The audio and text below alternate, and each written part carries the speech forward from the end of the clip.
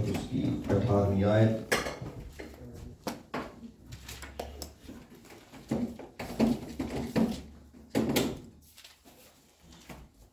Isaiah chapter 1 verse 18. Isaiah chapter 1 verse 18. صرف اس کی جو پہلا پارٹ ہے اس پر فوکس کریں گے، لیکن پوری آیت پڑھیں گے.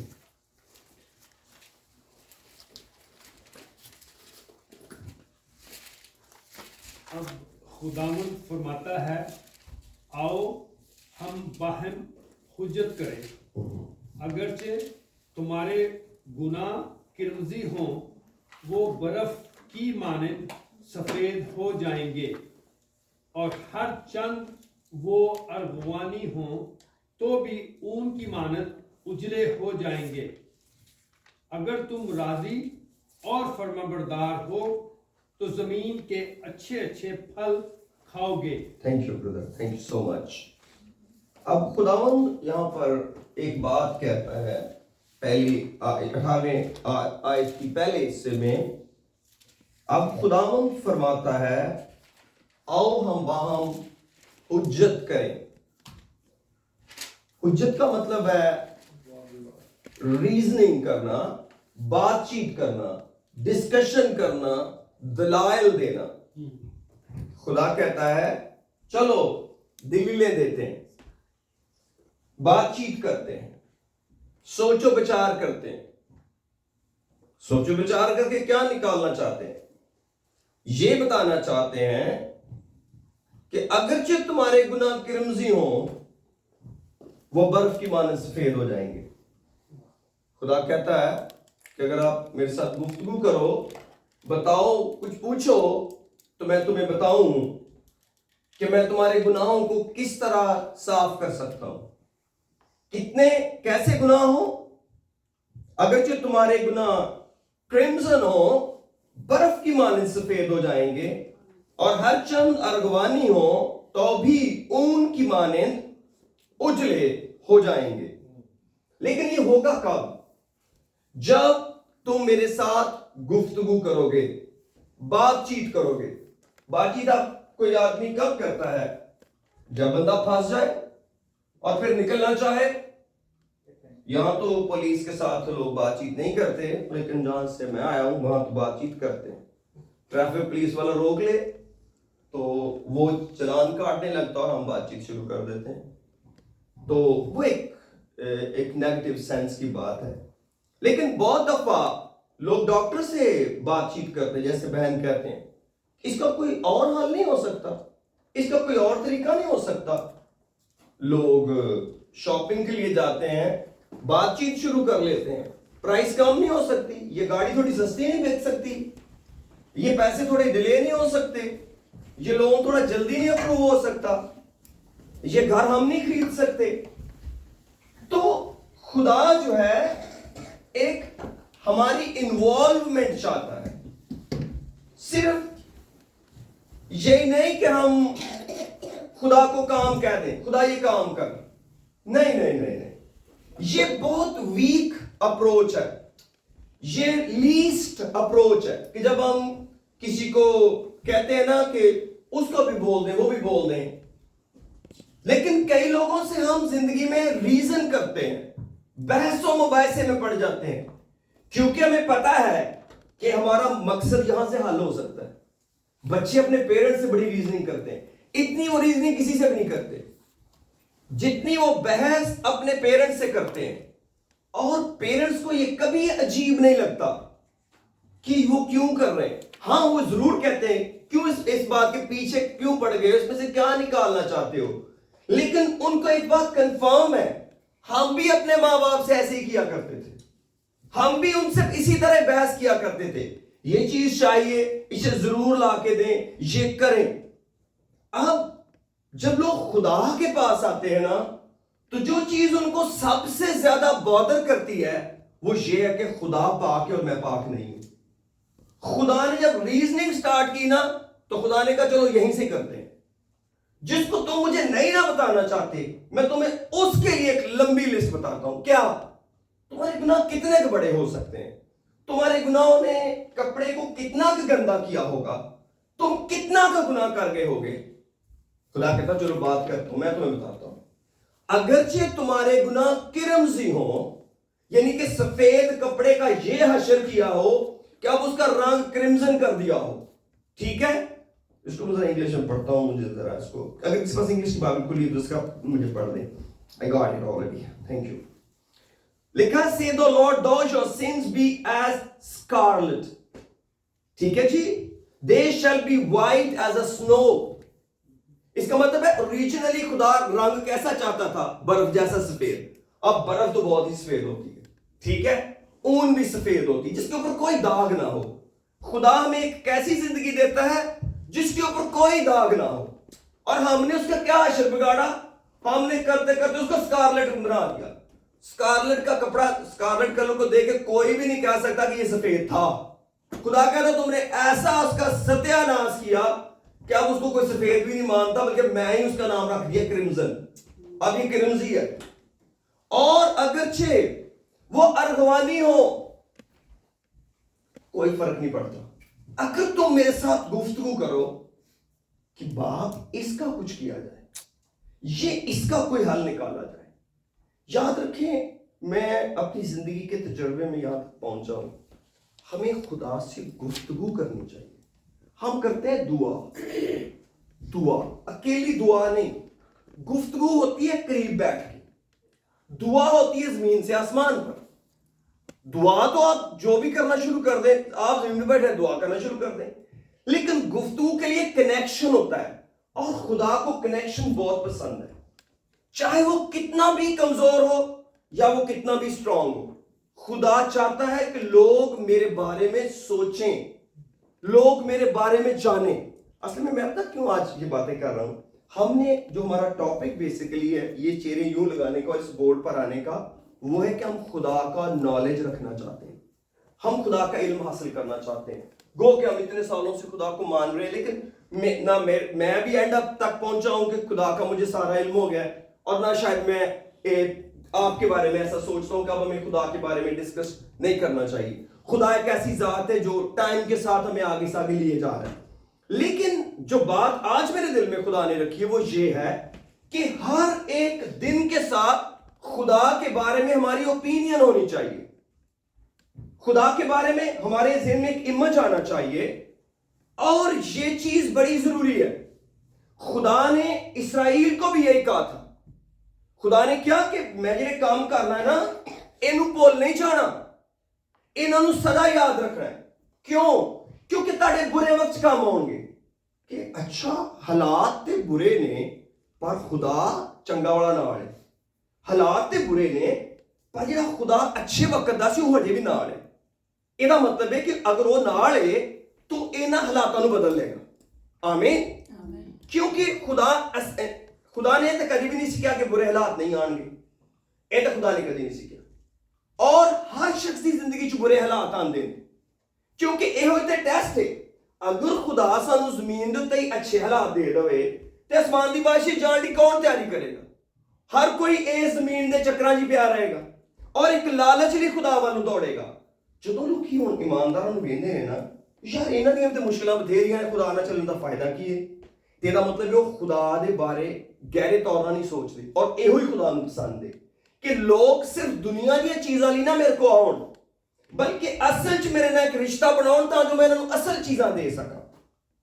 اس تو میرے عزیزو جدوں اسی ایتھے خدا نال گل بات کرنے ہاں, اور خدا بڑا پسند کردا. میں چاہنا ایک حوالہ ہور پڑھیے ذرا, ملاکی دے کتاب وچ آئی جڑی پرانے عہد نامے دی آخری کتاب ہے, ملاکی ملکہ چیپٹر 3.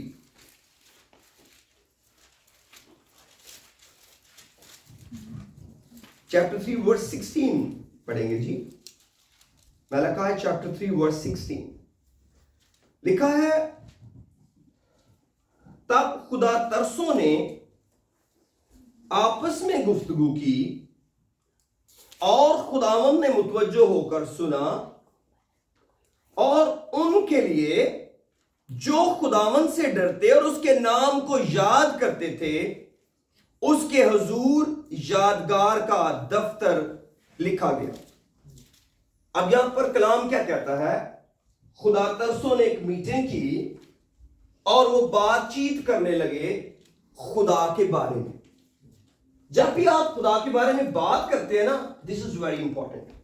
آپ اپنی اوپینین دیتے ہیں خدا کے بارے میں. آپ کو کوئی ٹرک پہ, آپ کو اوبر کا کوئی پیسنجر, آپ کا کوئی بزنس پہ آ جاتا ہے بندہ, تو کوئی آپ سے اپنا پرابلم شیئر کرتا ہے. اب ہر شخص کی ایک اپنی اوپینین ہے خدا کے بارے میں.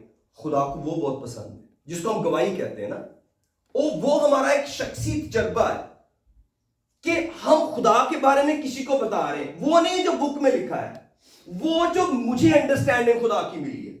مینوں پتہ لگا کہ خدا کنجدا ہے. خدا ساڈے ذہن چ آ کے پھر ساڈے زبان تو جانا چاہتا ہے. وہ صرف لکھیاں لکھائیاں گلاں چ نہیں رہندا. کلام کہندا ہے خدا ترسا نے آپس چ گل بات کی تھی تے خدا نے توجہ کر کے سنی کہ میرے بارے کی کہہ رہے ہیں. اور کلام کہندا ہے جدوں نہ خدا دے بارے ایک اچھی رپورٹ شیئر کیتی, یار خدا تے معجزہ دا خدا ہے, خدا تے سب کچھ کرن دی قدرت رکھدا ہے, خدا تے بڑا عظیم ہے. خدا نے توجہ نہ سنیا تو خدا نے کہا ریکارڈ کر لو کہ میرے بارے کی کہہ رہے ہیں پہ, یہ لکھ لو. اور لکھا انہوں نے ایک یادگار دا دفتر لکھا گیا. خدا نے وہ ڈاکومنٹ ہی بنا دیتا کہ فلانے وقت میرے بارے کی کیا گیا. اسی پچھلی باری ایوب دے بارے, جوب دے بارے گل کردے سی. اج بھی میں دوبارہ اس گل تے آنا چاہنا ہے. وہ اسی سیکنڈ چیپٹر وچ آنے ہیں, جوب چیپٹر 2 دے وچ. خدا تیرا شکر. اج اسی ایک اوپینین خدا دے لے کے ڈیولپ کرنے ہیں. اسی ویکھنے ہیں خدا ساڈا کتنا پیارا ہے. Praise the Lord. Chapter 2.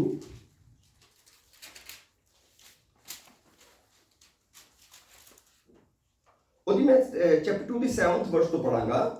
ਲਿਖਿਆ جوب چیپٹر 2 دی ورس 7 میں لکھا ہے, تب شیطان خداوند کے سامنے سے چلا گیا اور ایوب کو تلوے سے جان تک, یعنی کہ پاؤں سے لے کر سر تک دردناک پھوڑوں سے دکھ دیا, اور وہ اپنے کھجانے کے لیے ایک ٹھیکرا لے کر راکھ پر بیٹھ گیا.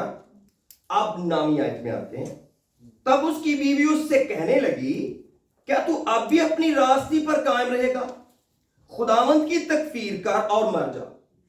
اب یہ خدا کے بارے میں ایوب کی بیوی کی اوپینین ہے. انہیں خدا دے بارے ایک اندازہ لایا کہ جڑا خدا ہے نا, اگر وہ اینا ظالم ہو گیا ہے تے ہون او دی راستی تے قائم رہن دی ایڈی لوڑ کوئی نہیں رہی. ایہو جے خدا دی کوئی اتنی لوڑ بھی نہیں رہی. ہون انہیں کی کیا؟ خدا کی تکفیر کر اور مر جا. اب بالکل اس کے ساتھ اس کا شوہر ہے جو دکھ میں ہے, جس کو پھوڑے نکلے ہوئے ہیں, جو پتھر سے اپنا جسم رگڑ رہا ہے. 10ویں آیت کیا کہتی ہے؟ پر اس نے اس سے کہا, تو نادان عورتوں کی سی باتیں کرتی ہے. تو نادان عورت نہیں ہے, لیکن باتیں کن کی طرح کر رہی ہے؟ نادان عورتوں کی طرح باتیں کرتی ہے. کیا ہم خدا کے ہاتھ سے سکھ پائیں اور دکھ نہ پائیں؟ ان سب باتوں میں ایوب نے اپنے لبوں سے خطا نہ کی. اب ایک جیسا حادثہ ایک گھر میں ہے, دونوں میاں بیوی نے وہ بچے ریز کیے, دونوں میاں بیوی کے سامنے وہ گھر بنا, وہ جائیداد کھڑی ہوئی. ایک حادثہ ایک فیملی پر آیا. ایوب کی اوپینین خدا کے بارے میں ٹوٹلی ڈیفرنٹ ہے, اس کی بیوی کی ٹوٹلی ڈیفرنٹ ہے. یہ کیوں ہوا؟ میں یہ سمجھتا ہوں, شاید میں ایسا سوچتا ہوں کہ شاید جب قربانیاں ایوب کرتا تھا, وہ قربانیوں کا حصہ بھی بنتی تھی. ظاہر ہے شوہر نے اب عبادت رکھی ہے تو کرنی تو ہے, لیکن وہ خدا کی کے ساتھ وہ گفتگو کرنے میں کامیاب نہیں ہوئی کہ وہ خدا کے اس پہلو کو بھی جانے کہ یہ والا خدا پھینٹی بھی لگاتا ہے کبھی کبھی, یہ والا خدا چھوڑ بھی دیتا ہے. ایوب کو یہ پتا ہے کہ خدا کے ہاتھ سے سکھ پائے اور دکھ نہ پائے, لیکن بیوی کو تو نہیں پتا. اس کا مطلب یہ نہیں کہ وہ عورت ہے, اس کا یہ مطلب نہیں ہے کہ وہ بیوی ہے اس لیے یہ بات ہے. بات یہ ہے, میرے کہنے کا مقصد ہے, ایک ہی گھر میں رہتے ہوئے ایک ہی خدا کی عبادت کرتے ہوئے مت خیال کریں کہ سب کا ریلیشن خدا سے سیم ہوتا ہے ایک ہی طرح گانے سے نہیں. جب ہم خدا سے گفتگو کرتے ہیں بات چیت کرتے ہیں تب خدا کا علم ہوتا ہے اور ہماری اوپینین خدا کے بارے میں بنتی ہے. اب اس بندے کا حال دیکھیں ایوب کا. اگر اس کے 19ویں باب میں آپ جائیں تو حیران کن باتیں لکھی ہیں. ذرا 19ویں باب میں آئیں اس بندے نے کیا کہا. جو چیپٹر 19 کے اندر یہ بالکل اسی بک کے قریب میں ہی ہے نا. تو میں 25ویں آیت سے پڑھنے لگا ہوں 25th ورس میں سے لکھا ہے. یہ اگر آپ کی پہلی ورس پڑھیں گے تو آپ کو پتا چلے گا یہ جو کی اپنی باتیں اس کے دوستوں کی نہیں ہے رائٹ کیونکہ چیپٹر کچھ ایسے ہیں جو اس کے دوستوں کی باتیں ہیں. 25ویں آیت کہتی ہے 25th ورس کہتی ہے لیکن میں جانتا ہوں میرا مقصد دینے والا زندہ ہے. کون؟ خدا. وہ کہتا ہے کہ میں یہ جانتا ہوں مجھے ایک بات پتا ہے کہ جنہا منو چھڑاؤن والا ہے نا رب وہ زندہ ہے وہ مریا نہیں ہے اور آخرکار وہ زمین پر کھڑا ہوگا اور اپنی کھال کے اس طرح برباد ہو جانے کے بعد ابھی ہم نے پڑھا چیپٹر 2 میں اس کی کھال برباد ہو گئی ٹھیک ہے. میں اپنے جسم میں سے خدا کو دیکھوں گا جسے میں خود دیکھوں گا میری ہی آنکھیں دیکھیں گی نہ کہ بیگانہ کی. اور آگے کہتا ہے میرے گردے میرے اندر فنا ہو گئے. اب اس سٹیج پر جب اس کو یہ فیل ہو رہا ہے کہ اس کی کڈنیز جو ہے یا اس کے انٹرنل آرگنز بھی کام نہیں ٹھیک کر رہے اور اس کی جلد بھی برباد ہو گئی ہے تو اس کو تو یہ اوپینین بلڈ کرنی چاہیے تھی کہ اب میں قبر میں جاؤں گا. لیکن وہ کیا کہہ رہا ہے نہیں ابھی کام ڈن نہیں ہوا کیونکہ میرا بچانے والا زندہ ہے اور آخرکار وہ کھڑا ہوگا اور میں اپنی ان آنکھوں سے خدا کو دیکھوں گا اور میری ہی آنکھیں دیکھیں گی نہ کہ بیگانہ کی. ارے اس سٹیج میں تیرا کوئی علاج کوئی نہیں ہو رہا تو مرن دیاں تیاریاں کر. تیری بیوی بھی تینوں مشورہ دیتا ہے کہ ہن تے مر جانا چاہیے ہے ہن کی جیندے رہنا ہے. لیکن او دے اندر خدا دے نال کاؤنسلنگ دے دوران ایک ریولیشن آیا سی کہ بیماری بندے دا اینڈ نہیں ہے. خدا جدو چاہے بیماری دی تار کٹ سکتا ہے تے صحت شروع کر سکتا ہے جدو چاہے ٹھیک ہے. اس تو بیماری میری عمر دی تشریح نہیں کر دی گو کہ بیماری موت دی قاصد ہے پر یہ مطلب یہ نہیں کہ جو کچھ رکا آ گیا وہ ڈن ہو گیا ہے اور رکا بدل بھی سکتا ہے اور رکا دوبارہ بھی آ سکتا ہے. خدا نے سب کچھ کرنے کی قدرت رکھتا ہے. خدا نے پوری قوم کیا 4 دن بعد تسی ڈن ہو اوور تے کی گل خدا نے بدل نہیں لیا. خدا اپنے پلان بدل بھی دیتا ہے.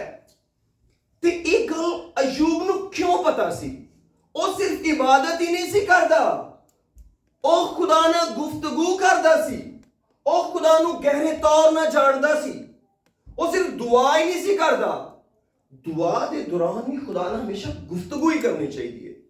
ان پہلا فیل کرنا چاہیے کہ وہ میرے قریب ہے. اے ضروری ہے بہت اے ساری ڈیوٹی ہے کہ سانو خدا دا علم ہوئے. پتہ کتنے لکھا ہے ایک رومیو چیپٹر 1 سے لکھا ہے. ہن ذرا اوتھے آنے اسی اپنے ٹاپک دی تو شروع کرتے پئے سی. رومن چیپٹر 1 چاہنے ہیں رومنس چیپٹر 1 رومیو او دا پہلا باب جی رومنس چیپٹر 1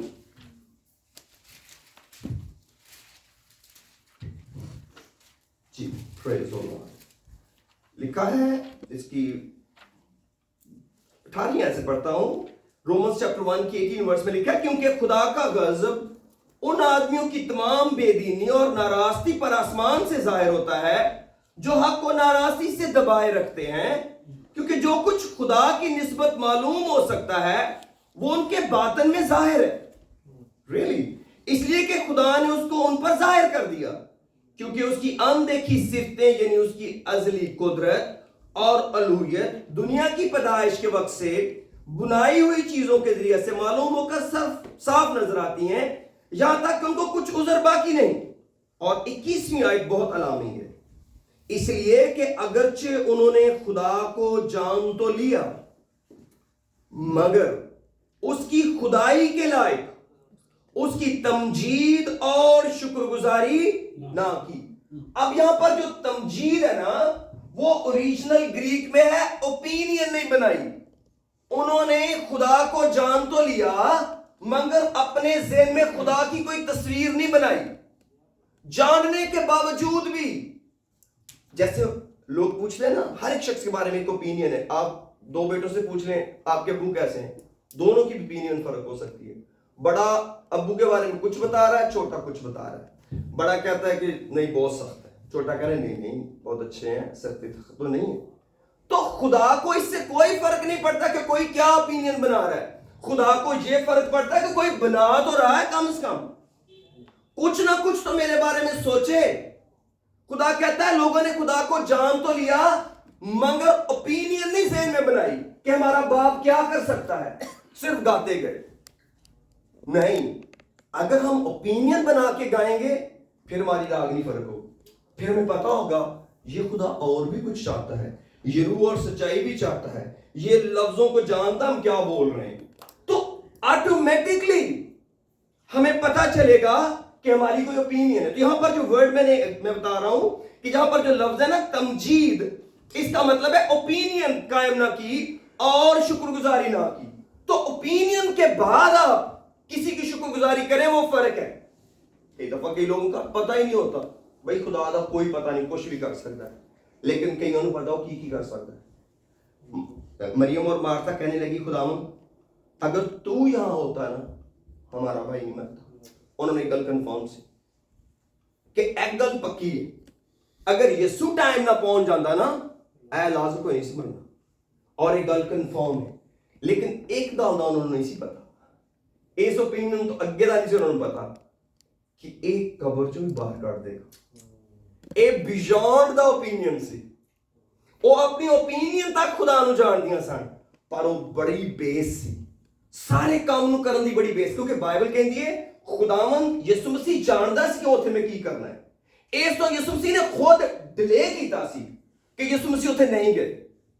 ਇਹਦਾ मतलब है खुदावंद अपने बारे उस ओपिनियन ਨੂੰ ਜਾਣਦੇ ਹੋਇਆ ਵੀ ਯਿਸੂ ਮਸੀਹ ਨੂੰ ਰੁਕਣਾ ਪਿਆ ਤਾਂ ਜੋ ਇੱਕ ਵੱਡਾ ਕੰਮ ਦੁਨੀਆ ਨੂੰ ਵਿਖਾ ਸਕੇ ਕਿ ਮੈਂ 4 ਦਿਨ ਦੇ ਮੁਰਦੇ ਨੂੰ ਵੀ ਜ਼ਿੰਦਾ ਕਰ ਸਕਣਾ ਹੈ। ਔਰ ਇਹ ਕੋਈ ਇੱਕ ਲਮਹੇ 'ਚ ਨਹੀਂ ਓਪੀਨੀਅਨ ਬਣ ਸਕਦੀ ਸੀ। ਇਸ ਓਪੀਨੀਅਨ ਦੇ ਬਣਨ ਦੇ ਲਈ ਇੱਕ ਫੈਲੋਸ਼ਿਪ ਚਾਹੀਦੀ ਸੀ। ਲਿਖਿਆ ਹੈ ਯਿਸੂ ਮਸੀਹ ਜਦੋਂ ਵੀ ਬੈਤਨੀਆ ਜਾਂਦਾ ਸੀ ਉਹ ਉਹਨਾਂ ਦੇ ਘਰ ਠਹਿਰਦਾ ਸੀ, ਉਹ ਲਾਜ਼ਰ ਦਾ ਮਹਿਮਾਨ ਹੁੰਦਾ ਸੀ ਔਰ ਉਹ ਯਿਸੂ ਮਸੀਹ ਦੀ ਬੜੀ ਇੱਜ਼ਤ ਕਰਦੇ ਸਨ, बड़ा प्यार करते सन। और यीशु मसीह ਉਹਦੇ ਲਾਜ਼ਰ ਦੇ ਜੀ ਉੱਠਣ ਦੇ ਬਾਅਦ ਵੀ ਲਾਸਟ ਵੀਕ ਪੂਰਾ ਹੀ ਬੈਤਨੀਆ ਚ ਰਹੇ। ਯਿਸੂ ਇੰਨਾ ਕਰੀਬ ਸੀ ਉਸ ਫੈਮਿਲੀ ਦੇ ਕਿ ਸ਼ਾਮ ਨੂੰ ਯਿਸੂ ਮਸੀਹ ਬੈਤਨੀਆ ਚ ਆ ਜਾਂਦੇ ਹਨ ਤੇ ਸਵੇਰ ਯਰੂਸ਼ਲਮ ਚਲੇ ਜਾਂਦੇ ਸਨ। ਆਲ ਦ ਵੇ ਤੁਸੀਂ ਗੋਸਪਲਸ ਦੇ ਐਂਡ ਪੜੋਗੇ ਨਾ ਤੇ ਤੁਹਾਨੂੰ ਆਲ ਦ ਵੇ ਜਦੋਂ ਯਿਸੂ ਮਸੀਹ ਨੇ ਇੱਕ ਅੰਜੀਰ ਦੇ ਦਰਖਤ ਨੂੰ ਕਰਸ ਕੀਤਾ ਉਹ ਉਦੋਂ ਵੀ ਬੈਤਨੀਆ ਤੋਂ ਹੀ ਜਾਣ ਰਹੇ ਸਨ। इसका मतलब है कि इस फैमिली ना खुदावंद ਨੂੰ ਕਾਫੀ ਕੁਰਬਤ ਸੀ ਆਲਰੇਡੀ। और इसे तरह उन्होंने एक ओपिनियन नहीं सी ਜਿਹੜੀ ਮੈਂ ਤੁਹਾਨੂੰ ਕਨਵਿੰਸ ਕਰਨਾ ਮੰਗਣਾ ਅੱਜ ਔਰ ਆਪਣੇ ਆਪ ਨੂੰ ਵੀ ਕਨਵਿੰਸ ਕਰਨਾ ਮੰਗਣਾ ਹੈ। ਸਾਨੂੰ ਖੁਦਾ ਦੇ ਬਾਰੇ ਇੱਕ ਓਪੀਨੀਅਨ, ਇੱਕ ਰਾਏ ਬਿਲਡ ਕਰਨ ਦੀ ਲੋੜ ਹੈ ਔਰ ਖੁਦਾ ਨੂੰ ਇਹ ਬੜੀ ਪਸੰਦ ਹੈ। ਚਾਹੇ ਉਹ ਕਮਜ਼ੋਰ ਹੋਵੇ ਤੇ ਭਾਵੇਂ ਉਹ ਸਟਰੋਂਗ ਹੋਵੇ। ਕਮਜ਼ੋਰ ਹੋਏਗੀ ਤਾਂ ਉਹ ਸਟਰੋਂਗ ਖੁਦ ਕਰ ਲੇਗਾ, ਪਰ ਐਟਲੀਸਟ ਸਾਡਾ ਮਾਈਂਡ ਇਨਵੋਲਵ ਹੋਵੇ, ਮਾਈਂਡ ਇਨਵੋਲਵ ਹੋਵੇ। ਜਿਵੇਂ ਬੱਚੇ ਟੀਚਰ ਕੋਲ ਪੜ੍ਹਦੇ ਨੇ ਨਾ, ਦੇयर ਸੋ ਮੈਨੀ ਐਗਜ਼ਾਮਪਲਸ। ਅਸੀਂ ਜਦੋਂ ਵੀ ਕਿਸੇ ਬੰਦੇ ਨਾਲ ਸਾਡਾ ਰਾਬਤਾ ਪੈਂਦਾ ਸਾਡੀ ਉਹਦੇ ਬਾਰੇ ਓਪੀਨੀਅਨ ਬਣ ਜਾਂਦੀ ਹੈ। ਲੋਕਾਂ ਦਾ ਮਕੈਨਿਕ ਦੇ ਬਾਰੇ ਓਪੀਨੀਅਨ ਬਣ ਜਾਂਦੀ ਹੈ, ਲੋਕਾਂ ਦੀ ਡਾਕਟਰ ਦੇ ਬਾਰੇ ਓਪੀਨੀਅਨ ਬਣ ਜਾਂਦੀ ਹੈ, ਪਾਸਟਰ ਦੀ ਚਰਚ ਦੇ ਬਾਰੇ ਓਪੀਨੀਅਨ ਬਣ ਜਾਂਦੀ ਹੈ, ਚਰਚ ਦੀ ਪਾਸਟਰ ਦੇ ਬਾਰੇ ਓਪੀਨੀਅਨ ਬਣ ਜਾਂਦੀ ਹੈ। It is so natural. ਮੁਸੀਬਤ ਇਹ ਹੈ ਕਿ ਅਗਰ ਲੋਕਾਂ ਦੀ ਓਪੀਨੀਅਨ ਨਹੀਂ ਬਣਦੀ ਤਾਂ ਖੁਦਾ ਦੇ ਬਾਰੇ ਨਹੀਂ ਬਣਦੀ। ਉਹਦੀ ਵਜ੍ਹਾ ਕੀ ਕਿ ਉਹ ਇਹ ਸਮਝ ਨਹੀਂ ਸਕਦੇ ਕਿ ਖੁਦਾ ਚਾਹੁੰਦਾ ਹੈ ਕਿ ਅਸੀਂ ਉਹਦੇ ਬਾਰੇ ਸੋਚੀਏ। ਖੁਦਾ ਅਸਲ 'ਚ ਚਾਹੁੰਦਾ ਹੈ ਕਿ ਅਸੀਂ ਉਹਦੇ ਬਾਰੇ ਸੋਚੀਏ ਤੇ ਉਹਦੇ ਬਾਰੇ ਗੱਲਾਂ ਕਰੀਏ। ਗੱਲਾਂ ਕਰਨਾ ਬਹੁਤ ਜ਼ਰੂਰੀ ਹੈ ਖੁਦਾ ਦੇ ਬਾਰੇ। Whenever you get a time, sit together and talk about God. ਇਹ ਨਹੀਂ ਕਿ ਹਮੇਸ਼ਾ ਤੁਸੀਂ ਢੋਲਕ ਲੈ ਕੇ ਬਹਿ ਜਾਓ, ਕੀਬੋਰਡ ਲੈ ਕੇ ਬਹਿ ਜਾਓ ਜਾਂ ਬਾਈਬਲ ਖੋਲ ਕੇ ਬਹਿ ਜਾਓ। No, just share your feelings. ਤੁਸੀਂ ਖੁਦਾ ਦੇ ਬਾਰੇ ਦੱਸੋ, ਕੋਈ ਗੱਲ ਦੱਸੋ ਜੀ ਭਾਈ, ਤੁਸੀਂ ਕੋਈ ਗੱਲ ਕਰੋ ਖੁਦਾ ਦੇ ਬਾਰੇ। ਭਰਾ ਤੁਸੀਂ ਕੋਈ ਗੱਲ ਕਰੋ ਯਾਰ, ਤੁਸੀਂ ਕੋਈ ਗੱਲ ਕਰੋ। और ਛੱਡੋ ਜੀ ਦੁਨੀਆ ਨੂੰ ਪਰਾਂ ਦਫਾ ਕਰੋ, ਇਹਦੇ 'ਚ ਕੀ ਪਿਆਰ। ਖੁਦਾ ਦੀ ਕੋਈ ਗੱਲ ਦੱਸੋ ਯਾਰ, ਖੁਦਾ ਨੇ ਤੁਹਾਡੇ ਲਈ ਕੀ ਕੀਤਾ। ਇਹਦੇ ਨਾਲ ਕੀ ਹੋਏਗਾ, ਸਾਡਾ ਬ੍ਰੇਨ ਰਜਿਸਟਰ ਕਰਨ ਲੱਗ ਜਾਏਗਾ, ਅੱਛਾ ਖੁਦਾ ਇੰਝ ਵੀ ਕਰਦਾ ਹੈ, ਖੁਦਾ ਇੰਝ ਵੀ ਕਰਦਾ ਹੈ। ਉਹਨਾਂ ਦਾ ਹੁਣ ਇਸਰਾਈਲੀਆਂ ਦਾ ਮਾਮਲਾ ਕੀ ਸੀ? ਖੁਦਾ ਹਮੇਸ਼ਾ ਉਹਨਾਂ ਨੂੰ ਕਹਿੰਦਾ ਰਿਹਾ ਮੇਰੇ ਕੰਮਾਂ ਨੂੰ ਨਾ ਭੁੱਲਿਆ ਜੀ। ਉਹ ਜਦੋਂ ਬਿਆਬਾਨ ਚ ਗਏ, ਪਤਾ ਲੱਗਾ ਪਾਣੀ ਮੁੱਕ ਗਿਆ, ਫੇਰ ਬੁੜਬੁੜਾਉਣ ਲੱਗ ਪਏ। ਈਵਨ ਕਿ ਉਹਨਾਂ ਨੇ ਇੰਨੀ ਜ਼ਿਆਦਤੀ ਕੀਤੀ ਕਿ ਅਲਟੀਮੇਟਲੀ ਮੂਸਾ ਵੀ ਉਸ ਲੈਂਡ 'ਚ ਨਹੀਂ ਜਾ ਸਕਿਆ। ਐਵਰੀ ਟਾਈਮ ਖੁਦਾ ਨੂੰ ਸਭ ਤੋਂ ਜ਼ਿਆਦਾ ਅਫਸੋਸ ਇਸਰਾਈਲ ਦੇ ਕੀ ਸੀ ਕਿ ਡੇ 1 ਤੋਂ ਲੈ ਕੇ ਮੇਰੇ ਗੱਲ ਵੇਖਣ ਦੇ ਡੇ 1 ਤੋਂ ਲੈ ਕੇ ਇਹਨਾਂ ਦੇ ਸਾਹਮਣੇ ਮੈਂ ਪਹਿਲੋਠੇ ਮਾਰੇ ਸਾਰੇ ਮਿਸਰੀਆਂ ਦੇ ਤੇ ਇਹਨਾਂ ਦੇ ਨਹੀਂ ਮਰੇ। ਮੈਂ ਹਨੇਰਾ ਰੱਖਿਆ ਮਿਸਰ 'ਚ, ਇਹਨਾਂ ਦੇ ਰੋਸ਼ਨੀ ਰਹੀ। ਮੈਂ ਇਹਨਾਂ ਦੇ ਸਾਹਮਣੇ ਸਮੁੰਦਰ ਨੂੰ 2 ਟੁਕੜੇ ਕੀਤਾ, ਇਹ ਵਿੱਚੋਂ ਦੀ ਲੰਘ ਕੇ ਗਏ। ਜਦੋਂ ਇਹਨਾਂ ਦੇ ਦੁਸ਼ਮਣ ਪਿੱਛੇ ਆਏ ਤੇ ਮੈਂ ਪਾਣੀ ਲੈ ਆਂਦਾ। ਇੰਨੀ ਤਾਕਤ ਵਾਲਾ ਖੁਦਾ ਹੋਣ ਦੇ ਬਾਵਜੂਦ ਮੈਂ ਕਿਸੇ ਵੀ ਇਹਨਾਂ ਦੀ ਅਜ਼ਮਾਇਸ਼ ਪੂਰਾ ਨਹੀਂ ਉਤਰ ਪਾਇਆ। ਇਹ ਹਮੇਸ਼ਾ ਕਹਿੰਦੇ ਸਾਨੂੰ ਰੋਟੀ ਕੌਣ ਦੇਵੇਗਾ, ਹੁਣ ਸਾਨੂੰ ਪਾਣੀ ਕੌਣ ਦੇਵੇਗਾ, ਹੁਣ ਸਾਨੂੰ ਅੱਗੇ ਕੌਣ ਲੈ ਕੇ ਜਾਏਗਾ। ਖੁਦਾ ਸਾਡੇ ਨੌਲੇਜ ਨੂੰ ਅਗਲੇ ਟ੍ਰਾਇਲ ਦੇ ਵਿੱਚ ਟੈਸਟ ਕਰਦਾ ਕਿ ਸਾਡੇ ਕੋਲ ਪ੍ਰੀਵੀਅਸ ਨੌਲੇਜ ਕਿੰਨਾ ਹੈ ਖੁਦਾ ਦਾ। ਔਰ ਇਸਰਾਈਲੀ ਆਲਮੋਸਟ ਹਰ ਟੈਸਟ ਫੇਲ ਕਰ ਗਏ। ਇਬਰਾਹਿਮ ਦੀ ਨਸਲ ਹੋ ਕੇ ਵੀ, ਇਬਰਾਹਿਮ ਦੀ ਔਲਾਦ ਹੋ ਕੇ ਵੀ। ਉਹਦੀ ਰੀਜ਼ਨ ਕੀ ਹੈ? ਕਿਉਂਕਿ ਉਹਨਾਂ ਨੇ 400 ਸਾਲ ਗੈਰ ਕੌਮਾਂ ਦੇ ਵਿੱਚ ਗੁਜ਼ਾਰੇ ਸਨ। 400 ਸਾਲ ਉਹਨਾਂ ਦਾ ਬ੍ਰੇਨ ਵਾਸ਼ ਹੋ ਗਿਆ ਕਿਉਂਕਿ ਉਹਨਾਂ ਨੇ ਵੇਖਿਆ ਹੀ ਨਹੀਂ ਸੀ ਕਿ ਮਾਬੂਦ ਕੁਝ ਕਰਦਾ ਹੈ। ਉਹਨਾਂ ਦੇ ਜ਼ਿਹਨ 'ਚੋਂ ਇਹ ਗੱਲ ਬਿਲਕੁਲ ਬਲੈਂਕ ਮਿਟ ਗਈ ਕਿ ਖੁਦਾ ਜਿਹੜਾ ਸਾਨੂੰ ਐਡੀ ਕੁਦਰਤ ਨਾਲ ਲੈ ਕੇ ਆਇਆ ਹੈ, ਉਹ ਵੇਖੋ ਸਾਡੇ ਅੱਗੇ ਅੱਗੇ ਚੱਲ ਰਿਹਾ ਹੈ, ਉਹ ਕਿਸ ਤਰ੍ਹਾਂ ਸਾਨੂੰ ਨਹੀਂ ਮੁਹੱਈਆ ਕਰੇਗਾ। ਐਵਰੀ ਟਾਈਮ ਉਹਨਾਂ ਨੇ ਝਗੜਾ ਕੀਤਾ। ਈਵਨ ਕਿ 40 ਸਾਲ ਦੇ ਬਾਅਦ ਉਹ ਐਂਟਰ ਹੋਏ ਨੇ ਪ੍ਰੋਮਿਸ ਲੈਂਡ 'ਚ ਤੇ ਤਕਰੀਬਨ 38 ਸਾਲ ਵੀ ਉਹ ਝਗੜੇ 'ਚ ਸਨ। 38 ਸਾਲ 38 ਇਅਰਸ ਹਜੇ ਵੀ ਉਹ ਖੁਦਾ ਨੂੰ ਨਹੀਂ ਸਮਝ ਸਕੇ। ਔਰ ਇਹ ਸਾਡੀ ਨਸੀਹਤ ਲਈ ਲਿਖਿਆ ਗਿਆ ਹੈ ਕਿ ਅਸੀਂ ਖੁਦਾ ਦੇ ਬਾਰੇ ਕੀ ਓਪੀਨੀਅਨ ਰੱਖਦੇ ਹਾਂ, ਅਸੀਂ ਖੁਦਾ ਦੇ ਬਾਰੇ ਕੀ ਗੱਲ ਕਰਨੇ ਹਾਂ। ਮੈਟਰ ਹੀ ਨਹੀਂ ਕਿ ਅਸੀਂ ਸ਼ੁਕਰਗੁਜ਼ਾਰੀ ਦੀ ਕੁਰਬਾਨੀਆਂ ਕਿੰਨੀਆਂ ਚੜਾਉਂਦੇ ਹਾਂ, ਸਾਡਾ ਖੁਦਾ ਦੇ ਬਾਰੇ ਖਿਆਲਾਤ ਕੀ ਨੇ। ਉਹ ਟਰੂ ਨੌਲੇਜ ਹੈ ਜਿਹੜਾ ਮੇਰੇ ਦਿਲ 'ਚ ਤੇ ਮੇਰੇ ਜ਼ਿਹਨ 'ਚ ਲਿਖਿਆ ਗਿਆ ਤੇ ਹੁਣ ਮੈਂ ਖੁਦਾ ਦੇ ਬਾਰੇ ਗੱਲਾਂ ਕਰਨਾ। ਮੈਂ ਕਈ ਲੋਕਾਂ ਨੂੰ ਵੇਖਿਆ, ਉਹਨਾਂ ਨੂੰ ਸਪੈਸ਼ਲੀ ਭੈਣਾਂ ਨੂੰ ਮੈਂ ਵੇਖਿਆ ਕਿਉਂਕਿ ਜ਼ਾਹਿਰ ਉਹ ਇੰਨੀਆਂ ਓਪਨ ਨਹੀਂ ਹੁੰਦੀਆਂ ਨਾ, ਲੇਕਿਨ ਉਹ ਖੁਦਾ ਦੇ ਬਾਰੇ ਬਹੁਤ ਸੁਥਰੀਆਂ ਗੱਲਾਂ ਕਰਦੀਆਂ ਨੇ। ਕਈ ਦਫਾ ਮੈਂ ਬਜ਼ੁਰਗ ਵੇਖੇ ਨੇ, ਅਨਪੜ੍ਹ ਹੁੰਦੇ ਨੇ, ਉਹ ਕਦੀ ਪੁਲਪਟ ਤੇ ਨਹੀਂ ਆਉਂਦੇ, ਲੇਕਿਨ ਖੁਦਾ ਦੇ ਬਾਰੇ ਬੜੀਆਂ ਸੁਥਰੀਆਂ ਗੱਲਾਂ ਦੱਸਦੇ ਨੇ ਕਿ ਸੁਣ ਕੇ ਕੰਨਾਂ ਨੂੰ ਅੱਛਾ ਲੱਗਦਾ ਹੈ। ਯਾਰ ਇਹਨਾਂ ਦਾ ਤਜਰਬਾ ਖੁਦਾ ਨਾਲ ਬੜਾ ਵਧੀਆ ਹੈ, ਇਹਨਾਂ ਦੀ ਯਾਦਾਸ਼ਤ ਖੁਦਾ ਦੇ ਬੜੀ ਆਲਾ ਹੈ। ਇਹਨਾਂ ਨੂੰ ਯਾਦ ਹੈ ਅਸੀਂ ਫਲਾਂ ਵਕਤ ਗਏ, ਖੁਦਾ ਨੇ ਇਸ ਤਰ੍ਹਾਂ ਸਾਨੂੰ ਮੁਹੱਈਆ ਕੀਤਾ। ਹਾਲਾਂਕਿ ਇੰਨੀ ਛੋਟੀ ਜਿਹੀ ਜ਼ਿੰਦਗੀ 'ਚ ਇੰਨੀਆਂ ਥੋੜੀਆਂ ਜਿਹੀਆਂ ਨੇਮਤਾਂ 'ਚ ਉਹ ਇੰਨੇ ਸ਼ੁਕਰਗੁਜ਼ਾਰ ਹੁੰਦੇ ਨੇ। ਜਦੋਂ ਕੋਈ ਬੰਦਾ ਸ਼ੁਕਰਗੁਜ਼ਾਰ ਹੋਏ ਸਮਝੋ ਉਹਨੂੰ ਖੁਦਾ ਦਾ ਟਰੂ ਇਲਮ ਹੈ, ਕਿਉਂਕਿ ਖੁਦਾ ਕਨਵਿੰਸ ਕਰਕੇ ਰੱਖ ਦਿੰਦਾ ਬੰਦੇ ਨੂੰ ਕਿ ਅਗਰ ਸਾਡਾ ਇਲਮ ਖੁਦਾ ਦੇ ਬਾਰੇ ਖਰਾ ਹੈ ਤੇ ਅਸੀਂ ਕਹਾਂਗੇ ਖੁਦਾ ਵਗੈਰਾ ਕੋਈ ਵੀ ਨਹੀਂ।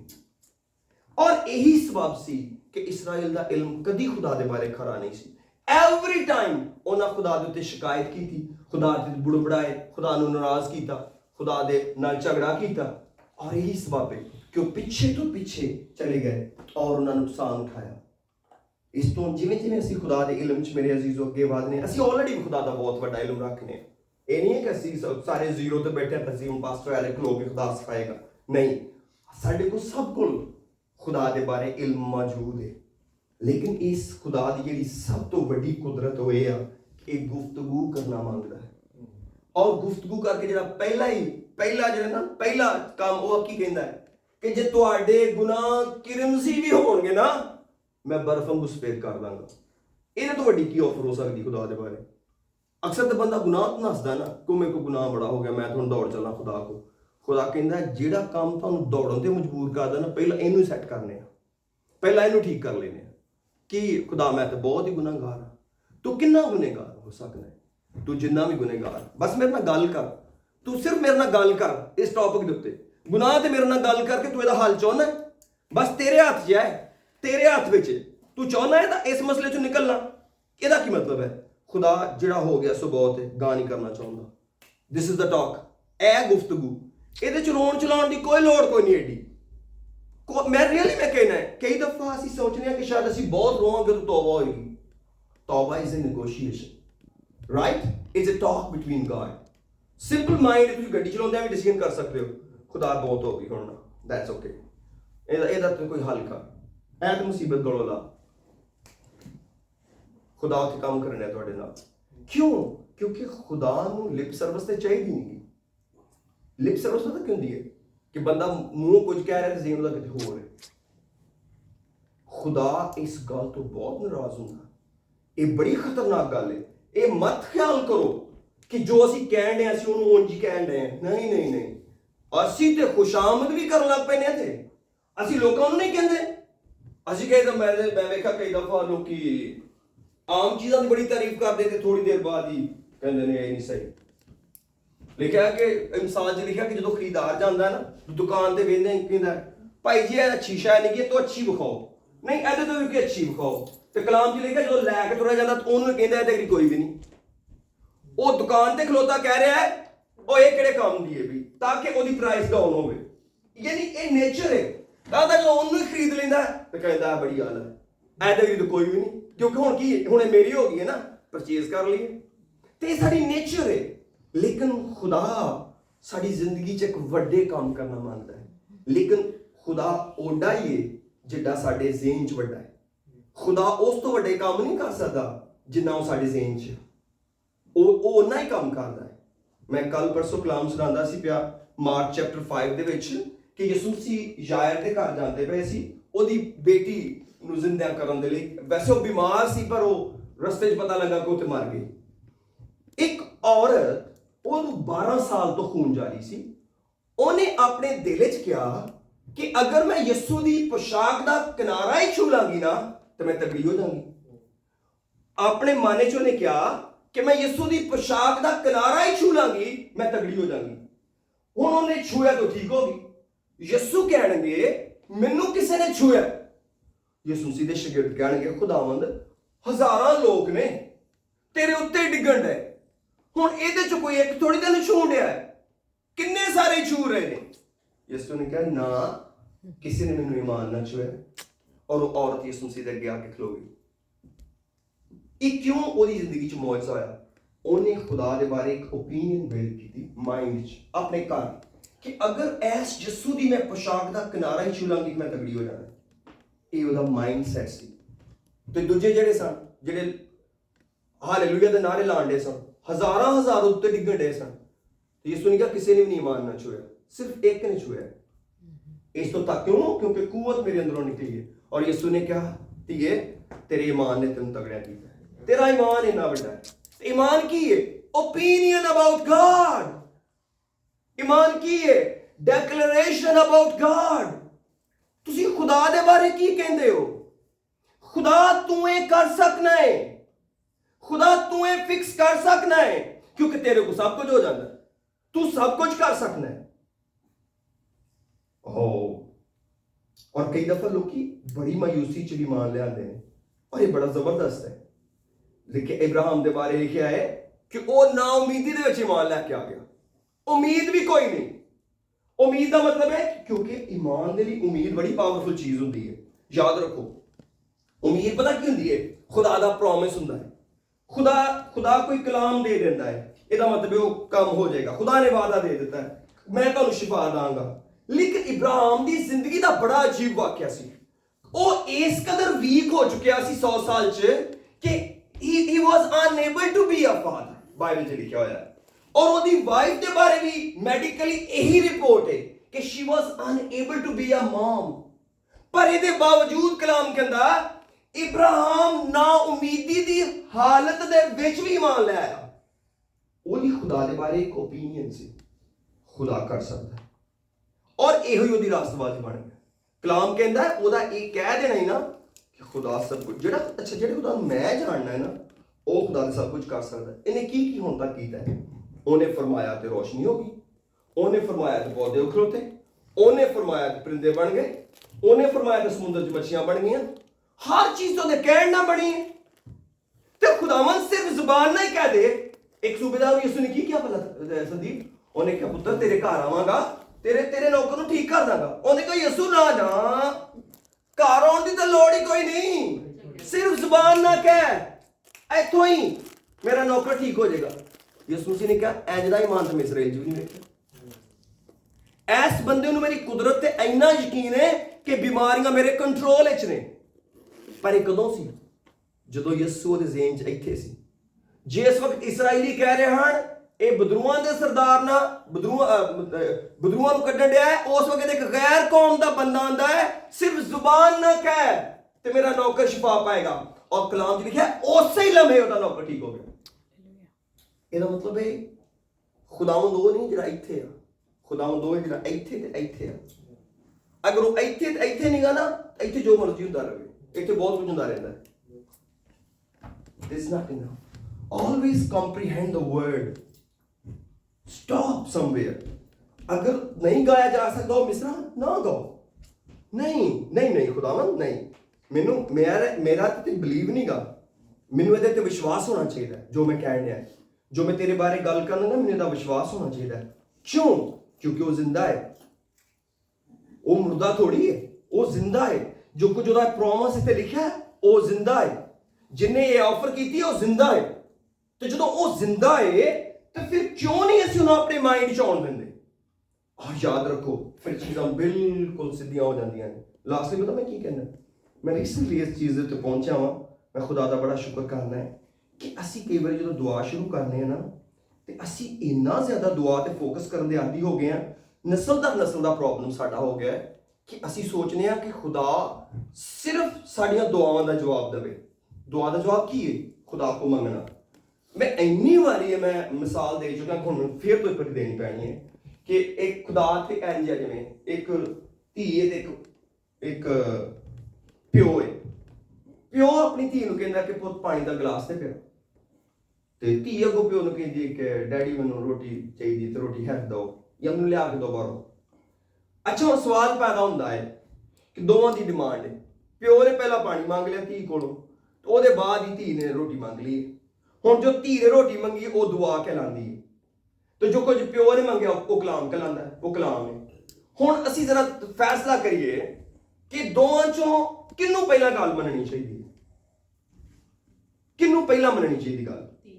ਧੀ ਨੂੰ, ਕਿਉਂਕਿ ਇੱਕ ਜੋ ਪਿਓ ਆ, ਦੂਜਾ ਨੇ ਕਿਹਾ ਵੀ ਪਹਿਲਾਂ, ਔਰ ਉਹ ਹੈ ਵੀ ਮੁਫਤ ਹੈ, ਪਾਣੀ ਘਰ 'ਚ ਹੀ ਹੈ, ਗਲਾਸ ਭਰਨਾ ਪਾਣੀ ਦੇ ਦੇਣਾ। ਅੱਛਾ, ਹੁਣ ਸਾਡਾ ਸਾਰਾ ਫੋਕਸ ਕਿਹਦੇ ਤੇ ਆ ਕਿ ਰੋਟੀ ਮੰਗੀ ਧੀ ਨੇ। ਕਿਉਂ? ਕਿਉਂਕਿ ਉਹ ਐਡੀਆਂ ਰਗੜੀ ਜਾ ਰਹੀ ਥੱਲੇ ਬਹਿ ਕੇ, ਮੈਨੂੰ ਰੋਟੀ ਦੇ ਰਾਈਟ। ਲੇਕਿਨ ਦਿਸ ਇਜ਼ ਕਾਲਡ ਪ੍ਰੇਅਰ। ਲੇਕਿਨ ਕੀ ਸਾਡੇ ਜ਼ਿਹਨ 'ਚ ਇਸ ਗੱਲ ਦਾ ਕੋਈ ਇੱਜ਼ਤ ਨਹੀਂ ਹੈ ਕਿ ਪਿਓ ਵੀ ਤਾਂ ਕੋਈ ਇੱਜ਼ਤ ਰਖਾਉਂਦਾ ਜਿਹਨੇ ਸਿਰਫ ਪਾਣੀ ਮੰਗਿਆ ਹੈ? ਉਹਦੇ ਤੇ ਸਾਡੀ ਕੋਈ ਤੋਜੋ ਨਹੀਂ ਕਿ ਪਿਓ ਨੇ ਕੀ ਮੰਗਿਆ ਹੈ। ਸਾਡਾ ਸਾਰਾ ਫੋਕਸ ਰੋਟੀ ਤੇ ਆ ਕਿ ਅਸਾਂ ਕੀ ਮੰਗਿਆ ਹੈ। ਭਰਾ, ਸਾਡੇ ਤੋਂ ਪਹਿਲਾਂ ਪਿਓ ਨੇ ਕੁਝ ਮੰਗ ਲਿਆ। ਜੇ ਪਿਆਰ ਦਾ ਤੇ ਇੱਜ਼ਤ ਦਾ ਰਿਸ਼ਤਾ ਹੈ ਤੇ ਪਹਿਲਾਂ ਉਹਦੀ ਫਰਮਾਬਰਦਾਰੀ ਹੋਏਗੀ। ਡੈਡੀ ਹਾਜ਼ਰ ਹੈ, ਪਾਣੀ ਦਾ ਗਲਾਸ ਪੀ ਲਿਆ? ਹਾਂ, ਫਿਰ ਮੈਨੂੰ ਇਸ ਤਰ੍ਹਾਂ ਕਰੋ, ਫਿਰ ਜਾਓ, ਫਿਰ ਮੈਨੂੰ ਰੋਟੀ ਲਿਆ ਕੇ ਦੇ ਦਿਓ। ਹਰ ਚੀਜ਼ ਮਿਲੇਗੀ। ਬਹੁਤ ਦਫਾ ਅਸੀਂ ਆਰਡਰ ਨਹੀਂ ਚੇਂਜ ਕਰਦੇ, ਔਰ ਇਹ ਗੱਲਾਂ ਵੀ ਕੁਝ ਛੋਟੀ ਛੋਟੀਆਂ ਮੈਨੂੰ ਕਈ ਸਾਲਾਂ ਦੇ ਬਾਅਦ ਪਤਾ ਲੱਗੀਆਂ ਕਿ ਅਸੀਂ ਤੇ ਕਹਿੰਦੇ ਉਹ ਦੁਆ ਹੀ ਕਰੀ ਤੁਰੇ ਜਾਂਦੇ ਆ। ਮੈਂ ਦੁਆ ਬੜੀ ਕੀਤੀ ਇਸ ਗੱਲ ਦੇ ਲਈ। ਭਾਈ, ਖੁਦਾ ਨੂੰ ਤਾਂ ਪੁੱਛ ਲਓ ਕਿ ਦੁਆ 'ਚ ਕੁਝ ਖੁਦਾ ਨੇ ਵੀ ਕਰਨ ਲਈ ਕਿਹਾ ਹੋਏਗਾ। ਖੁਦਾ ਨੇ ਤਾਂ ਆਪਣੇ ਕਲਾਮ 'ਚ ਕਿਹਾ ਹੋਏਗਾ ਮੇਰੇ ਕੋਲ ਦੁਆ ਮੰਗਣ ਦਾ ਇੱਕ ਤਰੀਕਾ ਹੈ, ਉਹ ਫੋਲੋ ਕਰਿਆ ਜੀ। ਅੱਛਾ, ਉਹ ਤਰੀਕੇ ਨੂੰ ਕੋਈ ਜ਼ਿਹਨ 'ਚ ਨਹੀਂ ਰੱਖਿਆ। ਖੁਦਾ ਨੇ ਪਤਾ ਕੀ ਕਿਹਾ ਸੀ? ਖੁਦਾ ਨੇ ਕਿਹਾ ਤੁਸੀਂ ਜਦੋਂ ਵੀ ਮੇਰੇ ਕੋਲ ਆਉਣਾ ਨਾ ਤੇ ਰਾਸਤਬਾਜ਼ੀ ਦੇ ਭੁੱਖੇ ਪਿਆਸੇ ਹੋ ਕੇ ਆਉਣਾ। ਰਾਸਤਬਾਜ਼ੀ ਦੇ ਭੁੱਖੇ ਤੇ ਪਿਆਸੇ ਹੋ ਕੇ ਆਉਣਾ। ਹੁਣ ਅਸੀਂ ਸੋਚਦੇ ਹਾਂ ਕਿ ਰਾਸਤਬਾਜ਼ੀ ਦੀ ਭੁੱਖ ਤੇ ਪਿਆਸ ਤੇ ਬੜੀ ਮਹਿੰਗੀ ਚੀਜ਼ ਹੈ। ਬਈ ਯਾਦ ਰੱਖੋ, ਇੱਕ ਗੱਲ ਯਾਦ ਰੱਖੋ, ਖੁਦਾ ਨੇ ਰਾਸਤਬਾਜ਼ਾਂ ਲਈ ਨਹੀਂ ਕਿਹਾ, ਸਿਰਫ ਰਾਸਤਬਾਜ਼ੀ ਦੀ ਭੁੱਖ। ਰਾਸਤਬਾਜ਼ੀ ਦੀ ਭੁੱਖ ਕੀ ਹੈ? ਕਿਤੇ ਮੇਰੇ ਕੋਲ ਵੀ ਗੁਨਾਹ ਛੁੱਟ ਜਾਣ ਨਾ, ਮੈਂ ਵੀ ਖੁਦਾ ਨੂੰ ਪਸੰਦ ਆ ਜਾ, ਕਿਤੇ ਮਜ਼ਾ ਨਾ ਆ ਜਾਏ, ਕਿਤੇ ਮੈਂ ਵੀ ਆਪਣੇ ਪਿਓ ਨੂੰ ਖੁਸ਼ ਕਰ ਸਕਾਂ। ਇਹ ਕੀ ਹੈ? ਰਾਸਤਬਾਜ਼ੀ ਦੀ ਭੁੱਖ। ਖੁਦਾ ਨੇ ਇਹ ਨਹੀਂ ਕਿਹਾ ਕਿ ਮੁਬਾਰਕ ਹੋ ਜਿਹੜੇ ਰਾਸਤਬਾਜ਼ ਨੇ। ਰਾਸਤਬਾਜ਼ਾਂ ਤੇ ਤਾਂ ਖੁਦਾ ਨੇ ਅਫਸੋਸ ਕੀਤਾ, ਉਹਨੇ ਕਿਹਾ ਇਹ ਤੌਬਾ ਦੀ ਤੌਫੀਕ ਨਹੀਂ ਰੱਖਦੇ। ਇਹ ਜਦੋਂ ਕਿਸੇ ਦਰਜੇ ਤੇ ਪਹੁੰਚ ਜਾਂਦੇ ਮੁੜ ਕੇ ਸਮਝਦੇ ਨੇ ਅਸੀਂ ਹੁਣ ਥੱਲੇ ਆਉਣਾ ਹੀ ਨਹੀਂਗਾ।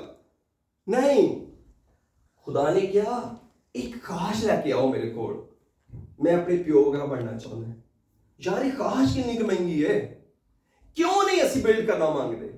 ਇੰਨਾ ਕੁਝ ਖੁਦਾ ਸਾਨੂੰ ਦੇਣ ਲਈ ਤਿਆਰ ਹੈ, ਸਾਨੂੰ ਸਭ ਕੁਝ ਦੇਣ ਲਈ ਤਿਆਰ ਹੈ। ਸਾਡੇ ਕੋਲ ਤਾਂ ਸਿਰਫ ਇੱਕ ਡਿਜ਼ਾਇਰ, ਉਹਦੀ ਵਜ੍ਹਾ ਪਤਾ ਕੀ ਹੈ? ਖੁਦਾ ਸਾਨੂੰ ਉਹ ਦੇਣਾ ਚਾਹੁੰਦਾ ਹੈ ਜੋ ਅਸੀਂ ਉਹਦੇ ਕੋਲ ਲੈਣਾ ਨਹੀਂ ਚਾਹੁੰਦੇ। ਖੁਦਾ ਸਾਨੂੰ ਕੀ ਦੇਣਾ ਚਾਹੁੰਦਾ ਹੈ? ਹਮੇਸ਼ਾ ਦੀ ਜ਼ਿੰਦਗੀ। ਅਸੀਂ ਲੈਣਾ ਚਾਹੁੰਦੇ ਹਾਂ ਜ਼ਿੰਦਗੀ। ਉਹ ਕਹਿੰਦਾ ਜ਼ਿੰਦਗੀ ਵੀ ਮਿਲੇਗੀ ਪੁੱਤ ਜੀ, ਪਰ ਹਮੇਸ਼ਾ ਦੀ ਜ਼ਿੰਦਗੀ ਮੁਫਤ ਮਿਲੇਗੀ। ਜ਼ਿੰਦਗੀ ਤੇਰੇ ਮੰਗਿਆਂ ਦਾਂਗਾ, ਪਰ ਹਮੇਸ਼ਾ ਦੀ ਜ਼ਿੰਦਗੀ ਮੁਫਤ ਦਾਂਗਾ। ਇਹਨੂੰ ਪੈਕੇਜ ਨੂੰ ਤੋੜਨਾ, ਇਹ ਪੈਕੇਜ ਇਕੱਠਾ ਹੈ ਕਿ ਪਹਿਲਾਂ ਅਸਮਾਨ ਦੀ ਬਾਦਸ਼ਾਹੀ ਤੇ ਉਹਦੀ ਰਾਸਤਬਾਜ਼ੀ ਦੀ ਤਲਾਸ਼ ਕਰੋ, ਇਹ ਸਾਰੀਆਂ ਸ਼ਾਵਾਂ ਵੀ ਤੁਹਾਨੂੰ ਮਿਲ ਜਾਣਗੀਆਂ। ਇਹ ਪਤਾ ਕਦੋਂ ਹੁੰਦਾ ਹੈ? ਜਦੋਂ ਓਪੀਨੀਅਨ ਮੈਨੂੰ ਪਤਾ, ਮੈਂ ਇੱਕ ਵਾਰੀ ਤਿਆਰ ਹੋ ਗਿਆ ਸੈਨ ਫਰਾਂਸਿਸਕੋ ਕਮਲ ਤੇ ਸੰਦੀਪ ਦੇ ਨਾਲ ਜਾਣ ਲਈ, ਤੇ ਮੈਂ ਕਿਹਾ ਮੈਂ ਵੀ ਜਾਣਾ। ਉਹ ਅੰਕਲ ਨੇ ਆਉਣਾ ਸੀ, ਅੰਕਲ ਥਾਪੜ ਸਾਹਿਬ ਨੇ, ਤੇ ਅਸੀਂ ਗੱਲਬਾਤ ਕਰਦੇ ਗਏ। ਅਸਾਂ ਜਾਣਾ ਸੀ ਸਿੱਧੇ ਸੈਨ ਫਰਾਂਸਿਸਕੋ, ਪਰ ਰਸਤੇ 'ਚ ਪਤਾ ਲੱਗਾ ਕਿ ਸਾਨੂੰ ਗੈਸ ਵੀ ਚਾਹੀਦੀ। ਤੇ ਮੈਨੂੰ ਸੰਦੀਪ ਕਹਿਣ ਲੱਗਾ ਕਿ ਪਾਸਟਰ ਥੋੜਾ ਗੈਸ ਲਈ ਰੁਕਣਾ ਪਏਗਾ। ਮੈਂ ਕਿਹਾ ਜੀ ਬਿਲਕੁਲ ਠੀਕ ਹੈ, ਕਿਉਂਕਿ ਗੈਸ ਨਹੀਂ ਹੋਏਗੀ ਤੇ ਸੈਨ ਫਰਾਂਸਿਸਕੋ ਕਿਵੇਂ ਜਾਵਾਂਗੇ? Are you getting the point? I want to make a point. ਜਦੋਂ ਤੁਸੀਂ ਨਾਲ ਬੈਠੇ ਹੁੰਦੇ ਹੋ ਨਾ ਤੇ ਗੱਲਬਾਤ ਕਰਦੇ ਹੋ, ਫਿਰ ਕਈ ਹੋਰ ਵੀ ਸਟਾਪ ਵਿੱਚੋਂ ਨਿਕਲ ਆਉਂਦੇ ਨੇ। ਪਰ ਇਹ ਕਦੋਂ ਹੁੰਦਾ? ਜਦੋਂ ਤੁਸੀਂ ਨਾਲ ਬੈਠੇ ਹੋ। ਜਦੋਂ ਤੁਸੀਂ ਨਾਲ ਬੈਠੇ ਨਾ ਹੋਵੋ, ਫਿਰ ਤੁਸੀਂ ਇਹੋ ਕਹੀ ਜਾਓਗੇ ਨਾ ਸੈਨ ਫਰਾਂਸਿਸਕੋ ਹੀ ਜਾ ਕੇ ਰੁਕਣਾ, ਹੁਣ ਬ੍ਰੇਕ ਸੈਨ ਫਰਾਂਸਿਸਕੋ ਹੀ ਜਾ ਕੇ ਲਾਣੀ ਹੈ। ਨਹੀਂ, ਬ੍ਰੇਕ ਰਸਤੇ 'ਚ ਬੜੀ ਲੱਗੀ ਸੀ। ਸਾਨੂੰ ਪਤਾ ਟ੍ਰੈਫਿਕ ਕਾਫੀ ਜਾਮ ਸੀ ਮੇਰੇ ਕੋਲ ਜਦੋਂ ਗਿਆ ਕੁਝ ਸਾਲ ਪਹਿਲਾਂ। ਵੀ ਟੁਕ ਅ ਲੌਂਗ। ਤੇ ਇਹ ਕਦੋਂ ਹੁੰਦਾ ਹੈ? ਜਦੋਂ ਤੁਸੀਂ ਨਾਲ ਬੈਠੇ ਹੁੰਦੇ ਹੋ। ਖੁਦਾ ਕਹਿੰਦਾ ਪੁੱਤ ਇਹ ਕੰਮ ਛੱਡ, ਪਰ ਇਹ ਨਹੀਂ ਠੀਕ, ਇਹ ਕੰਮ ਨਹੀਂ ਠੀਕ। ਇਹ ਪਿਆਰ ਦੀਆਂ ਗੱਲਾਂ ਨੇ ਜਦੋਂ ਅਸੀਂ ਖੁਦਾ ਦੀ ਪ੍ਰੈਜ਼ੈਂਸ ਨੂੰ ਫੀਲ ਕਰਨੇ ਹਾਂ। ਖੁਦਾ ਚਾਹੁੰਦਾ ਲੋਕੀ ਮੇਰੇ ਬਾਰੇ ਇੱਕ ਓਪੀਨੀਅਨ ਬਿਲਡ ਕਰਨ। ਹਰ ਵਕਤ ਇਬਾਦਤ ਗਿਰਜਾ ਹੀ ਨਾ ਕਰਦੇ ਰਹਿਣ। ਸੁਬਹ ਦੀ ਦੁਆ, ਸ਼ਾਮ ਦੀ ਦੁਆ, ਸਵੇਰ ਦੀ ਦੁਆ। ਨੋ, ਮੈਂ ਉਹਦੇ ਅਗੇਂਸਟ ਨਹੀਂ ਹਾਂ। ਮੈਂ ਇਨਸਲਟ ਨਹੀਂ ਕਰਦਾ ਇਬਾਦਤ ਦੀ, ਮੈਂ ਵੀ ਇੱਕ ਇਬਾਦਤ ਗੁਜ਼ਾਰ ਬੰਦਾ। But the point is this, ਇਹ ਸਾਰੇ ਕੰਮ ਖੁਦਾ ਦੇ ਬਾਰੇ ਸੋਚੋ ਬਗੈਰ ਹੋ ਸਕਦੇ ਨੇ। all the time and all the life, ਕਿ ਤੁਸੀਂ ਖੁਦਾ ਦੇ ਬਾਰੇ ਕੁਝ ਨਾ ਸੋਚੋ ਤੁਹਾਡਾ ਜ਼ਿਹਨ ਕਿਤੇ ਹੋਰ ਅਟਕਿਆ ਰਵੇ ਤੇ ਤੁਸੀਂ ਕਰੀ ਜਾਓ ਇਬਾਦਤ। ਇਹ ਬੜੀ ਖਤਰਨਾਕ ਗੱਲ ਹੈ। ਥੋੜੀ ਸ਼ਾਇਦ ਕਈ ਲੋਕਾਂ ਦੀ ਗਹਿਰੀ ਗੱਲ ਹੋਵੇ, ਮੁਸ਼ਕਿਲ ਗੱਲ ਹੋਵੇ, ਪਰ ਇਹ ਇੰਪੋਸੀਬਲ ਨਹੀਂ ਗੀ। ਅਸੀਂ ਆਰਾਮ ਨਾਲ ਸੋਚ ਸਕਦੇ ਹਾਂ। ਇਸ ਤੋਂ ਜਦੋਂ ਵੀ ਦੁਆ ਸਟਾਰਟ ਕਰੋ, ਬੜੇ ਆਰਾਮ ਨਾਲ ਕਰੋ, ਗੁਫ਼ਤਗੂ ਵਾਂਗੂ ਫੀਲ ਕਰੋ ਇਸ ਖੁਦਾ ਦੀ ਪ੍ਰੈਜ਼ੈਂਸ ਹੈ। ਮੈਂ ਅਕਸਰ ਲੋਕਾਂ ਨੂੰ ਕਹਿੰਦਾ ਕਿ ਇੱਕਦਮ ਇਹਦਾ ਜ਼ੋਰ ਲਾਉਣ ਦੀ ਕੋਈ ਲੋੜ ਕੋਈ ਨਹੀਂ ਗੀ। ਹਾਂ, ਅਗਰ ਹੈ ਜ਼ੋਰ ਤੇ ਲਾਉਣ ਨੂੰ ਦਿਲ ਕਰ ਰਿਹਾ ਤਾਂ ਠੀਕ ਹੈ, but start little bit softly. ਖੁਦਾ ਦਾ ਸ਼ੁਕਰ ਕਰਦੇ ਹਾਂ ਜਦੋਂ ਹੌਲੀ ਖੁਦਾ ਦੀ ਇੱਕ ਓਪੀਨੀਅਨ ਜ਼ਿਹਨ ਬਣ ਜੇ। ਪਹਿਲਾਂ ਤਾਂ ਯਾਦ ਕਰੋ ਤੁਹਾਨੂੰ ਟਰੱਕ ਦਿੱਤਾ, ਪਹਿਲਾਂ ਤਾਂ ਯਾਦ ਕਰੋ ਤੁਹਾਨੂੰ ਔਲਾਦ ਦਿੱਤੀ, ਪਹਿਲਾਂ ਤਾਂ ਯਾਦ ਕਰੋ ਤੁਹਾਨੂੰ ਬਹੁਤ ਕੁਝ ਦਿੱਤਾ। ਉਹ ਸ਼ੁਕਰ ਤੇਰਾ ਮਾਲਿਕ, ਇੱਕ ਨਵਾਂ ਦਿਨ ਦੇ ਦਿੱਤਾ ਹੈ, ਜ਼ਿੰਦਗੀ ਦੇ ਦਿੱਤੀ, ਅੱਜ ਦੀ ਸ਼ਾਮ ਦੇ ਦਿੱਤੀ, ਅੱਜ ਦੀ ਸਵੇਰ ਦੇ ਦਿੱਤੀ। ਹੁਣ ਖੁਦਾ ਤੁਹਾਨੂੰ ਅਗਲੀ ਸਟੇਜ 'ਚ ਲੈ ਜਾਏਗਾ, ਫਿਰ ਲੋੜਾਂ ਵੀ ਨੇ। ਓ ਪ੍ਰੇਜ਼ ਦ ਲਾਰਡ। ਔਰ ਜਦੋਂ ਵੀ ਤੁਸੀਂ ਖੁਦਾ ਨਾਲ ਓਪੀਨੀਅਨ ਬਣਾਓਗੇ, ਤੁਸੀਂ ਰੋਜ਼ ਉਸ ਲੋੜ ਨੂੰ ਉੱਥੇ ਲੈ ਜਾਓਗੇ। ਤੁਸੀਂ ਭੁੱਲ ਹੀ ਨਹੀਂ ਸਕਦੇ, ਆਪਣੀ ਦੁਆ ਚੇਂਜ ਹੀ ਨਹੀਂ ਕਰ ਸਕਦੇ। ਜਦੋਂ ਤੁਸੀਂ ਇਕੱਠੇ ਬਹੋਗੇ ਨਾ, ਤੁਸੀਂ ਕਹੋਗੇ ਡੈਡੀ ਉਹ ਸਮੂਹ ਦਾ ਕੀ ਬਣਿਆ? ਅੱਛਾ ਯਾਰ, ਕੱਲ ਵੀ ਤਾਂ ਦੱਸਿਆ ਸੀ। ਹਾਂ ਡੈਡੀ, ਕੱਲ ਵੀ ਦੱਸਿਆ ਸੀ, ਪਰ ਹੁਣ ਮਸਲਾ ਹੱਲ ਨਹੀਂ ਹੋਇਆ। ਇਹ ਨੇਚਰ ਹੈ ਕਿ ਜਦੋਂ ਤੁਸੀਂ ਕਿਸੇ ਬੰਦੇ ਨੂੰ ਭਾਵੇਂ ਪਿਓ ਨੂੰ ਕੰਮ ਕਹਿੰਦੇ ਹੋ ਨਾ, ਤੇ ਜਦੋਂ ਉਹਦੇ ਕੋਲ ਵੇਂਦੇ ਹੋ, ਐਵਰੀ ਟਾਈਮ ਤੁਸੀਂ ਉੱਥੋਂ ਹੀ ਸਟਾਰਟ ਕਰਦੇ ਹੋ।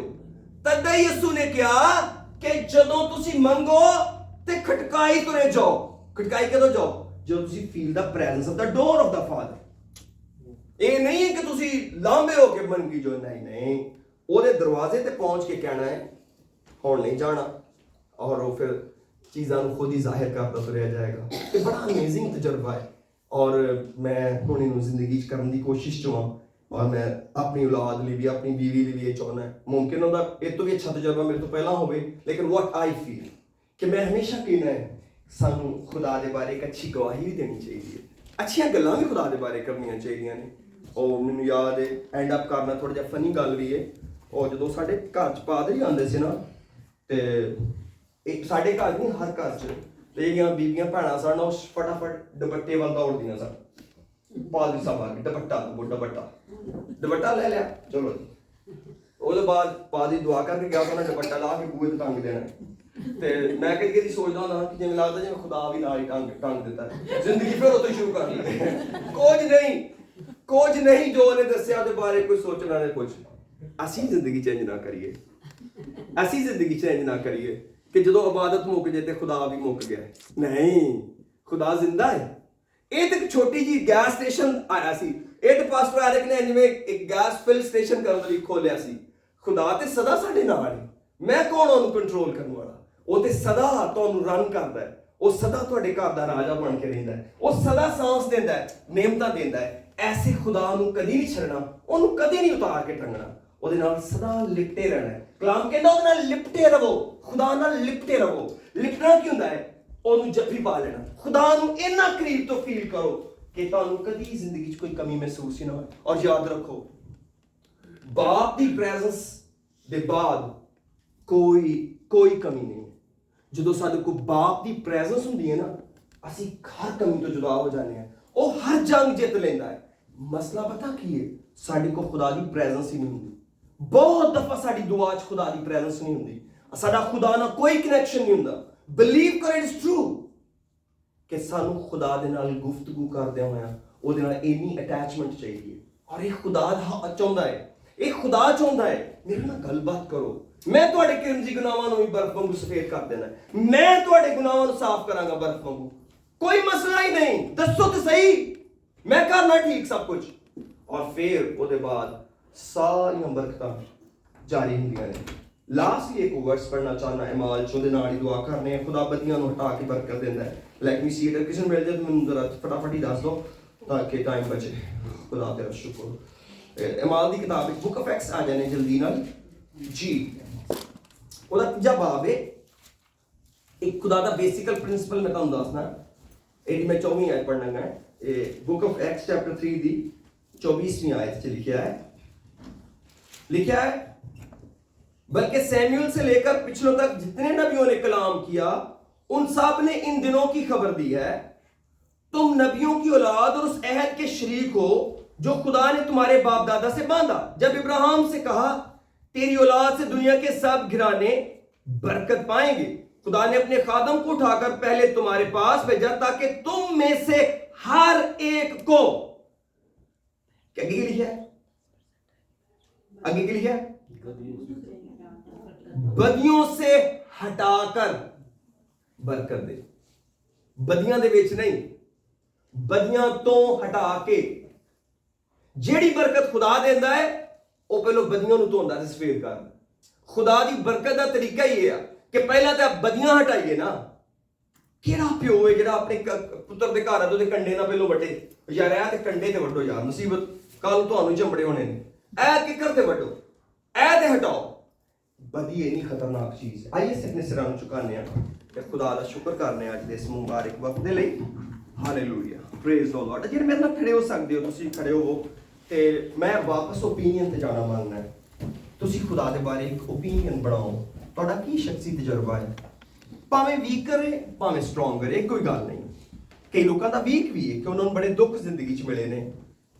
ਤੁਸੀਂ ਕਹਿ ਸਕਦੇ ਹੋ ਖੁਦਾ ਤੇਰਾ ਕਲਾਮ ਤੇ ਦੱਸਦਾ ਹੈ ਕਿ ਤੂੰ ਬੜੀਆਂ ਬਰਕਤਾਂ ਦੇਣਾ ਹੈ, ਤੂੰ ਜ਼ਿੰਦਗੀਆਂ ਬਦਲ ਦੇਣਾ ਹੈ, ਤੂੰ ਤੇ ਬਿਮਾਰਾਂ ਨੂੰ ਚੰਗਾਈ ਦੇ ਦੇਣਾ ਹੈ, ਤੂੰ ਮੁਰਦਿਆਂ ਨੂੰ ਜ਼ਿੰਦਾ ਕਰਨਾ ਹੈ।